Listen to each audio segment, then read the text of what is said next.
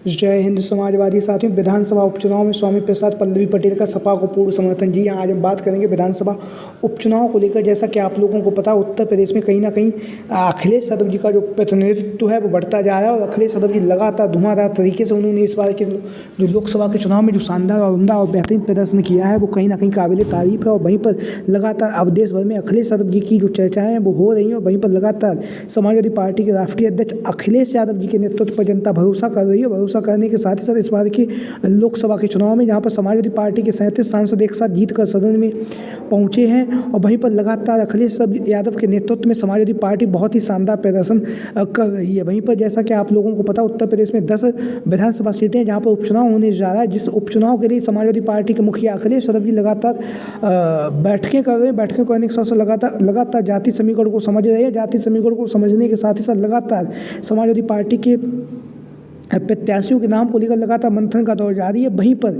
दूसरी तरफ भारतीय जनता पार्टी भी इन 10 विधानसभा सीटों में से ज़्यादा सीटों पर जीतने की कवायद और कर रही है। वहीं पर लगातार भारतीय जनता पार्टी भी लगातार अपने प्रत्याशियों के नाम को लेकर मंथन का दौर जारी है। वहीं पर एक तरफ जहाँ पर समाजवादी पार्टी के मुखिया अखिलेश यादव जी ने इस बार के लोकसभा के चुनाव में जो पीडीए का नारा दिया, उस पीडीए के नारे के तहत ही अखिलेश यादव जी ने इस बार शानदार प्रदर्शन किया और उन्हें ऐलानिया भी कहा है कि अब आगामी समय में जो भी चुनाव होंगे उसमें समाजवादी पार्टी पीडीए की भूमिका को महत्वपूर्ण स्थान देगी। और महत्वपूर्ण स्थान देने के साथ ही साथ लगातार उत्तर प्रदेश में 10 विधानसभा सीटों पर जहां उपचुनाव होने जा रहा है उसमें समाजवादी पार्टी इंडिया गठबंधन के साथ मिलकर 10 विधानसभा सीटों पर उपचुनाव है, उस उपचुनाव में लड़ेगी। तो वहीं पर लगातार जहां पर आप लोगों को पता है अखिलेश यादव जी का जो पीडीए का परिवार है वो लगातार बढ़ता जा रहा है। लगातार जो अनेक पार्टियों के जो नेता हैं अपनी अपनी पार्टियों को छोड़कर लगातार समाजवादी पार्टी के मुखिया अखिलेश यादव जी के नेतृत्व पर विश्वास और भरोसा जता रहे हैं। लगातार अखिलेश यादव जी के नेतृत्व में समाजवादी पार्टी की सदस्यता ले रहे हैं और लगातार समाजवादी पार्टी के लिए प्रचार प्रसार भी कर रहे हैं। इसी बीच में जहाँ पर आप लोगों को पता है अयोध्या से बसपा के जो लोकसभा के प्रत्याशी रह चुके हैं सच्चिदानंद पांडे जी, उन्होंने समाजवादी पार्टी के मुखिया अखिलेश यादव जी के समक्ष समाजवादी पार्टी की सदस्यता ली और सदस्यता लेने के साथ साथ मिल्कीपुर की जो विधानसभा सीट है जहां पर उपचुनाव होने जा रहा है उसकी तैयारियों में जुटे हुए हैं। लेकिन आज हम बात करेंगे स्वामी प्रसाद मौर्य जी को लेकर। तो स्वामी प्रसाद मौर्य जैसा कि आप सभी लोगों को पता काफ़ी कद्दावर नेता है। कद्दावर नेता होने के साथ साथ लगातार पिछड़ा दलित और अल्पसंख्यक समाज के हितों की बात करने वाले स्वामी प्रसाद मौर्य जब बहुजन समाज पार्टी के कद्दावर नेता रहे और बहुजन समाज पार्टी की जब सरकार हुआ करती थी उत्तर प्रदेश में, तब स्वामी प्रसाद मौर्य का जो पद था वो काफ़ी ज़्यादा ऊंचा हुआ करता था। कैबिनेट मंत्री जैसे अहम पद भी स्वामी प्रसाद मौर्य के पास रह चुके हैं। वहीं पर 2022 के विधानसभा के चुनाव से पहले स्वामी प्रसाद मौर्य भारतीय जनता पार्टी में शामिल हुए थे और शामिल होने के साथ साथ भारतीय जनता पार्टी में कैबिनेट मंत्री थे। लेकिन 2022 के विधानसभा के चुनाव से पहले उन्होंने भारतीय जनता पार्टी को छोड़कर समाजवादी पार्टी में शामिल हो गए। समाजवादी पार्टी में शामिल होने के साथ साथ समाजवादी पार्टी के मुखिया अखिलेश यादव जी ने उन्हें विधानसभा का चुनाव लड़वाया, लेकिन विधानसभा के चुनाव में उन्होंने जीत हासिल नहीं कर सके। उसके बाद अखिलेश यादव जी ने स्वामी प्रसाद मौर्य को एमएलसी का पद देकर उन्हें सदन में भेजा। हालांकि उसके बाद स्वामी प्रसाद मौर्य ने समाजवादी पार्टी से अपनी दूरियां भी बना ली और दूरियां बनाए जाने का जो कारण था वो कहीं ना कहीं उनके जो विवादित बयान थे, जो लगातार स्वामी प्रसाद मौर्य हिंदू धर्म को लेकर जो लगातार बयानबाजी कर रहे थे, उसको लेकर कहीं ना कहीं समाजवादी पार्टी के नेता कार्यकर्ता लगातार स्वामी प्रसाद मौर्य पर हमलावर थे।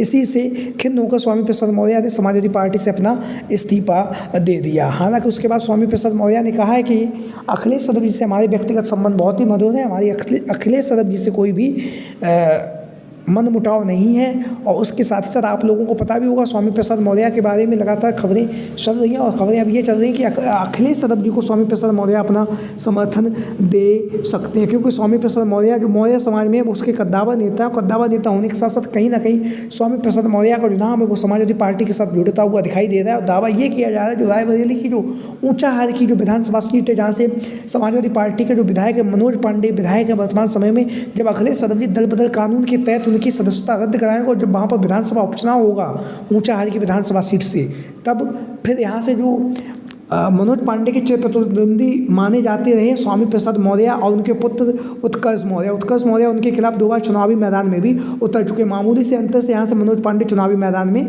जीतते हैं। तो ऐसी स्थिति में कहीं ना कहीं अगर स्वामी प्रसाद मौर्य जी अभी समाजवादी पार्टी का समर्थन कर देते हैं तो फिर आगामी समय में उत्कर्ष मौर्य समाजवादी पार्टी में शामिल होकर उत्कर्ष मौर्य समाजवादी पार्टी में शामिल कराकर उन्हें ऊंचाहार की जो विधानसभा सीट है वहाँ से चुनावी मैदान में उतार सकते हैं। तो लगातार स्वामी प्रसाद मौर्य का जो नाम है समाजवादी पार्टी में शामिल होने को लेकर चल रहा है। वहीं पर दूसरा जो नाम है वो है पल्लवी पटेल। पल्लवी पटेल का नाम भी लगातार समाजवादी पार्टी के लिए चल रहा है। जैसा कि आप लोगों को पता है 2022 के विधानसभा के चुनाव में पल्लवी पटेल जी ने उप मुख्यमंत्री केशव प्रसाद मौर्य को चुनावी मैदान में पटकनी दी थी, जहाँ पर केशव प्रसाद मौर्य को उन्होंने चुनावी मैदान में हराया था। उसी के साथ ही साथ केशव प्रसाद मौर्य को हराने के बाद पल्लवी पटेल जी देश भर में छा गई और खासकर उत्तर प्रदेश में उनके नाम की चर्चाएं होने लगी। हालांकि 2024 के लोकसभा के चुनाव से पहले पल्लवी पटेल जी ने इंडिया गठबंधन के तहत 3 सीटों पर अपने प्रत्याशियों को उतारने की मांग की थी, लेकिन अखिलेश यादव जी उन्हें एक सीट देने के लिए राजी थे। वो थी फूलपुर की लोकसभा सीट। हालांकि वहाँ से राजमाता कृष्णा पटेल को चुनावी मैदान में अखिलेश यादव जी उतारना चाहते थे, लेकिन पल्लवी पटेल जी ने 3 सीटों की मांग की थी। तो ऐसी स्थिति में जहाँ पर पल्लवी पटेल ने 3 सीटों की मांग की, अखिलेश यादव जी ने देने से मना कर दिया। लेकिन उसके बाद पल्लवी पटेल ने समाजवादी पार्टी से अपनी दूरी बना ली और जो गठबंधन था वो गठबंधन टूट गया। उसके बाद लोकसभा के चुनाव में पल्लवी पटेल ने असदुद्दीन ओवैसी के साथ मिलकर पीडीएम के बैनर के तले उन्होंने लोकसभा का चुनाव लड़ा। हालांकि उन्हें कोई फायदा नहीं हुआ, जहाँ पर भी जितने भी प्रत्याशी थे उनकी सबकी जमानत भी जब्त हो गई। लेकिन उसके बाद लगातार पल्लवी पटेल जी का जो नाम था उनकी जो विधायकी के ऊपर खतरा मंडरा रहा था। फिर एक मीडिया के साथी ने अखिलेश यादव जी से एक इंटरव्यू में पूछा, तो मीडिया के साथी ने बताया कि अखिलेश यादव जी ने कहा कि हम पल्लवी पटेल की जो विधायकी है उसे खत्म नहीं करेंगे, क्योंकि वह पीडीए परिवार का हिस्सा है। पीडीए परिवार का हिस्सा होने के साथ साथ लगातार वह आधी आबादी का प्रतीत भी है। लेकिन जब से अखिलेश यादव जी ने उनकी विधायकी को छोड़ा है, उसके बाद लगातार पल्लवी पटेल ने उत्तर प्रदेश की विधानसभा में मानसून सत्र में लगातार भारतीय जनता पार्टी पर हमलावर रही। हमलावर रहने के साथ साथ उन्होंने समाजवादी पार्टी के विधायकों के साथ कंधे से कंधा मिलाकर उन्होंने विधानसभा में भारतीय जनता पार्टी से प्रश्न पूछने के साथ साथ एक एक करके जुबानी व्यंग भी किए हैं, जैसा कि आप लोग इन तस्वीरों के माध्यम से देख भी रहे। तो एक तरफ जहाँ पर पल्लवी पटेल जी की जो विधायकी है वो बहाल कर दी है अखिलेश यादव जी के द्वारा, वहीं पर लगातार अब जो विधानसभा का उपचुनाव होने जा रहा है स्टेटों पर, उसमें पल्लवी पटेल जी भी समाजवादी पार्टी के लिए प्रचार प्रसार करते हुए नजर आएंगी। और जहाँ तक मैं अपनी बात बताऊँ तो पल्लवी पटेल जी को जो फूलपुर की विधानसभा सीट वहाँ से अखिलेश यादव जी चुनावी मैदान में जरूर उतारेंगे, क्योंकि वह पटेल बहुल सीट है। पटेल बहुल सीट होने के साथ साथ पल्लवी पटेल जी पटेल समाज की बड़ी नेता है। बड़ी नेता होने के साथ साथ लगातार समाजवादी पार्टी के लिए प्रचार प्रसार भी करती हुई हमें दिखाई देंगी डॉक्टर पल्लवी पटेल जी, जैसा कि आप लोग इन तस्वीरों के माध्यम से देख रहे हैं। समाजवादी पार्टी के विधायकों के साथ कंधे से कंधा मिलाकर इस बार के मानसून सत्र में पल्लवी पटेल ने हमेशा की तरह जिस तरह से वह भारतीय जनता पार्टी पर हमलावर रहती हैं, उसी हमलेवर के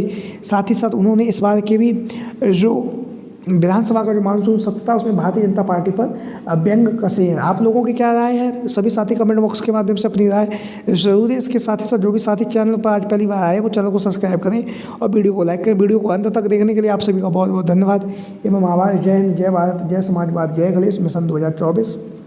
thank you for watching this video. जय हिंद, जय भारत।